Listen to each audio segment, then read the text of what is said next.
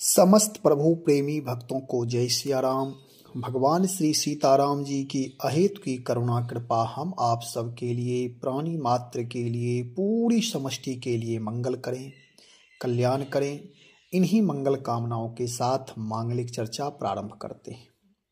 आज चर्चा करेंगे कि माता पिता के जीवन में सबसे अधिक प्रसन्नता कब होती है।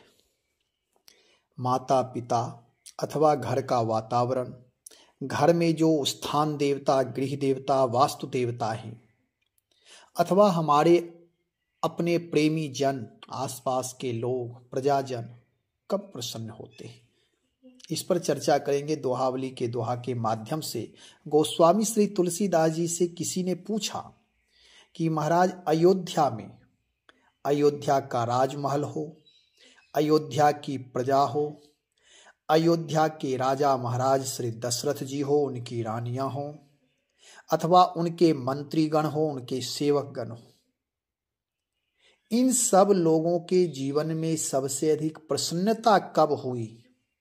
गोस्वामी जी कहते हैं, देखो, प्रसन्नता तो जीवन में हर क्षण हर पल है, लेकिन गृहस्थ जीवन में किसी परिवार में कोई संतान ना हो, और यदि संतान ना हो तो वह परिवार सारी चीज होते हुए, वैभव, संपत्ति, ऐश्वर्य, सेवक, राज, गद्दी, पद, प्रतिष्ठा होते हुए भी अंतःकरण में प्रसन्नता नहीं होती है।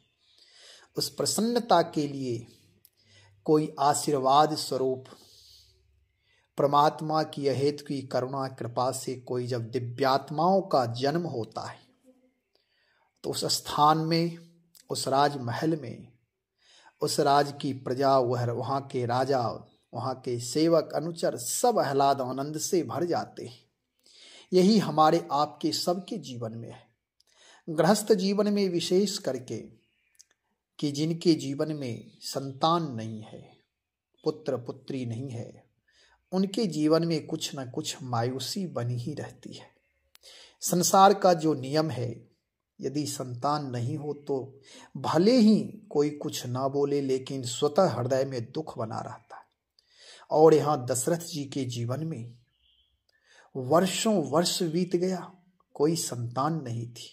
गोस्वामी श्री तुलसीदास जी महाराज कहते हैं, जब राजा महाराज के आंगन में चारों भाई किलकारी भर करके खेलते हैं तो उस समय अयोध्या की प्रजा, अयोध्या के राजा महाराज, रानियां सहित वहाँ के सेवक, वहाँ के परिकर, वहाँ के जितने भी उनके राजमहल में रहने वाले थे, यहाँ तक कि वहाँ की जड़ वस्तुएं जो घर में हैं, सब आह्लाद आनंद से भरे हुए हैं। गोस्वामी श्री तुलसीदास जी महाराज दोहा में बता रहे हैं, दो दोहा में चर्चा तो कई दोहे में है, लेकिन दो दोहे को सुनेंगे।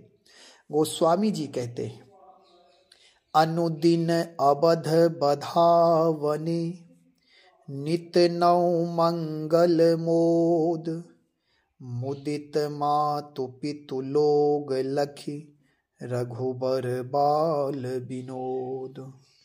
श्री अयोध्या जी में रोज बधावे बजते हैं, नित्य नए नए मंगलाचार और आनंद मनाए जाते हैं। श्री रघुनाथ जी की बाल लीला देख देख कर माता पिता तथा सब लोग बड़े प्रसन्न होते हैं। दूसरा दोहा है, राज अजिर राजत रुचिर, कौशल पालक बाल, जानु पानि चर चरित बर, सगुन सुमंगल माल। कौशलपति महाराज श्री दशरथ के लाडले लाल राजमहल के सुंदर आंगन में हाथों और घुटने के बल टेढ़े चाल से चलते हैं। ऐसी उत्तम उत्तम लीलाएं कर रहे हैं जो मानो सब शुभ गुण और सुमंगलों की माला ही है। गोस्वामी श्री तुलसीदास जी महाराज कहते हैं कि अयोध्या का राजमहल, वहाँ तो मणिमाणिक बहुत सारे हैं, किसी भी प्रकार की कोई कमी नहीं है, लेकिन एक चीज की कमी थी, वह कमी थी संतान की। और संतान की कमी होने से वहाँ के जड़ पदार्थ भी मलिन थे, वहाँ के पुरोहित भी मलिन थे, कारण कि हमारा अगला यजमान कौन बनेगा। इसलिए वहाँ के राज पुरोहित भी दुखी रहते थे। वहाँ के सेवक भी सारे सब के सब, वहाँ के राजा रानी सब। लेकिन आज गोस्वामी जी कहते हैं अयोध्या में रोज बधावे बजते हैं।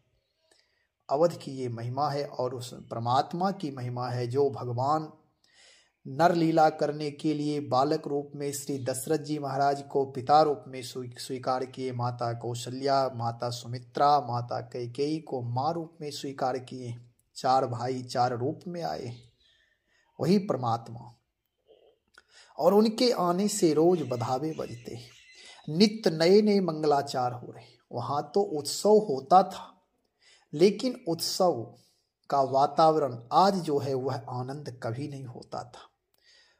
आनंद मनाए जा रहे, आह्लाद, सब लोग नाच रहे हैं, क्योंकि अवध में सब चीज तो था, लेकिन संतान, जिस घर में बच्चों की किलकारियां नहीं है, बच्चों की आवाज नहीं है, बच्चों का खेलना रोना नहीं है, हंसना नहीं है, वह घर सूना सूना लगता है। क्योंकि बच्चों की हंसी प्राकृतिक होती है। बच्चे भगवान के स्वरूप माने जाते हैं क्योंकि निर्मल आत्मा होते हैं। और यहाँ तो परमात्मा ही है। कहते श्री रघुनाथ जी की बाल लीला देख देख कर माता पिता तथा सब लोग बड़े प्रसन्न होते। सब लोग यानी उनके जितने अनुचर हैं, सेवक हैं, अष्टमंत्री हैं, उनके सारे सब जितने भी राजमहल से जुड़े हुए हैं अथवा जितनी उनकी प्रजा है, वह सब प्रसन्न हो रहे हैं। भगवान राम, भगवान के नाम जहाँ रहते हैं, जहाँ भगवान राम की पूजा उपासना, जहाँ भगवान के भक्त रहते, भक्तों से जुड़े हुए लोग जहाँ रहते, भक्ति से जुड़े हुए लोग जहाँ रहते, वहाँ आनंद ही आनंद होता है। परमात्मा की सूक्ष्म से सूक्ष्मतम तत्व ऐसा है कि आनंद से परिपूर्ण है। और जहाँ परमात्मा की लीलाएं गायन नहीं होती, जहाँ राम रामायण सेवा सुमिरन सहयोग की भावना नहीं होती, वहाँ तो हंसी है, लेकिन उस हंसी में भी कुछ न कुछ दुख है। कहीं कहीं देखा जाता है दुखों को छिपाने के लिए लोग हंसते हैं, तो इसलिए वे हंसी आह्लाद वह आनंद नहीं है।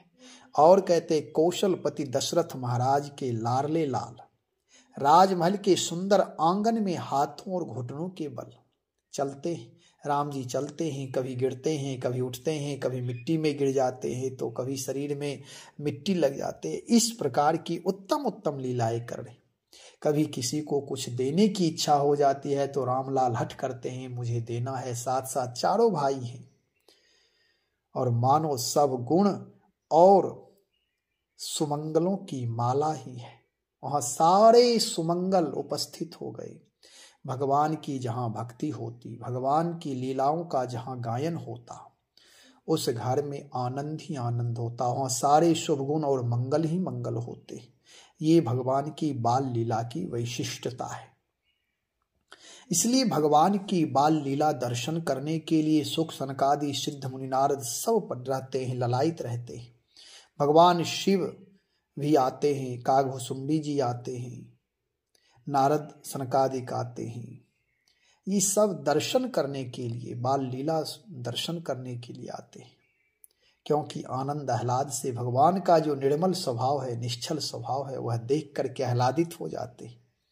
तो ये प्रभु की बाल लीला है। राज अजीर नाम आंगन, राजा महाराज के आंगन सूना सूना लग रहा था, क्योंकि वह आंगन भी किस काम का, जिस आंगन में बच्चे खेलते ना हो।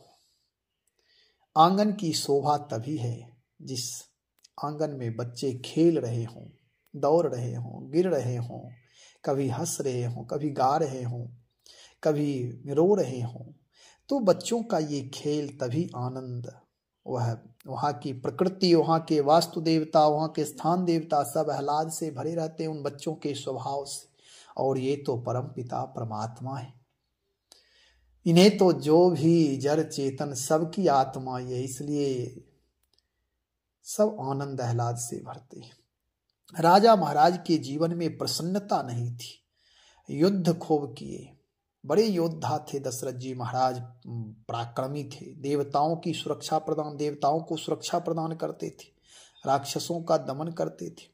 इनके पास भुजा की शक्ति, धन की शक्ति, प्रतिष्ठा की शक्ति, सारी चीजें थी, लेकिन एक संतान बिना इनका जीवन नीरस नीरस था। आज इनका जीवन सरस हो गया है और वे परमात्मा बाल क्रीड़ा करके अपने माता पिता को, वहाँ की प्रजा को, सबको, जिनके हृदय में जैसी भावना है उन सब की भावना की पूर्ति कर रहे हैं। ये परमपिता परमात्मा की उपस्थिति का प्रभाव है।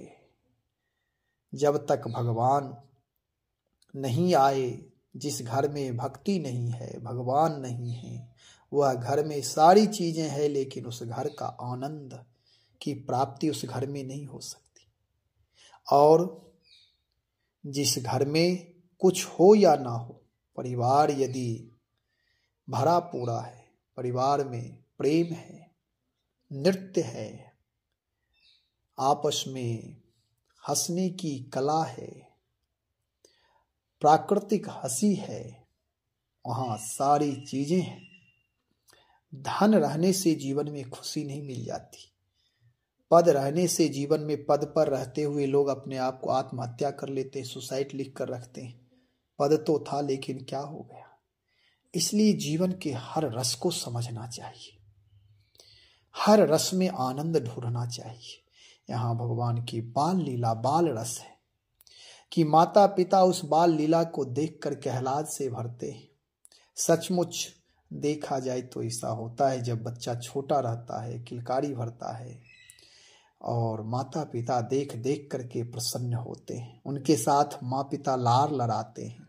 आसपास के लोग भी बच्चों के बहाने आते हैं, गोद में लेकर के उन्हें बाहर ले जाते, घुमाने ले जाते, उनके साथ बाल क्रीड़ा करते हैं। बड़े लोग भी बच्चों के साथ दौड़ते, खेलते, कूदते, उन्हें भी आनंद होता है। बच्चे पीछे पीछे दौड़ते उन्हें पकड़ने के लिए और वे भागते। जहां से खुशी मिले वहीं से खुशी ले लेना चाहिए। जहां हर व्यक्ति कहीं भी खुश हो सकता है यदि उसका स्वभाव, व्यवहार, विचार उत्तम है तो। इसलिए यहाँ गोस्वामी जी भगवान की बाल लीला का वर्णन किए हैं। बाल लीला बहुत ही आह्लाद करने वाला है, सरस लीला है। जब हमारा आपका हृदय सरस होगा, रस से युक्त, प्रेम से युक्त, तभी बाल लीला में रस मिलेगा। इस स्वभाव को जब हम ध्यान करेंगे, परमात्मा के उस बाल लीला से एक आकार होंगे, तो साक्षात जो परमपिता परमात्मा बाल लीला कर रहे हैं उनका दर्शन होगा भाव में। और यही भाव राज का आनंद है, तदाकार होना, तल्लीन होना। उस क्रीड़ा में हम आप भी डूब करके आनंदित हो सकते हैं। तो इस बाल क्रीड़ा का आनंद लीजिए। प्रभु सबको आनंद करते हैं जो उनसे जुड़ जाते हैं। भगवान जहाँ जहाँ लीला सगुण साकार रूप में करते हैं, जो भाव से जब जहाँ जुड़ जाए जिस लीला से, उसके जीवन में आनंद ही आनंद की प्राप्ति होती है। इसलिए हम आप सब जो ध्यान करने वाले हैं अथवा जो भगवान की भक्ति करते हैं, उन्हें भगवान की कोई न कोई लीला से कुछ देर के लिए अवश्य जुड़ना चाहिए। रामायण पाठ कर रहे हैं तो पाठ में भी जब जो विषय आए उस भाव से जुड़ जाना चाहिए। इससे बड़ा आनंद आता है, परमात्मा के साथ एकाकार जीव हो जाता है। यही तो भक्ति है। भाव बस भगवान कहा गया है, भावना के बस में भगवान है। तो ऐसी बाल लीला का मनन चिंतन हम आप सब करें। श्री राम जय राम, जय जय राम, श्री राम जय राम, जय जय राम।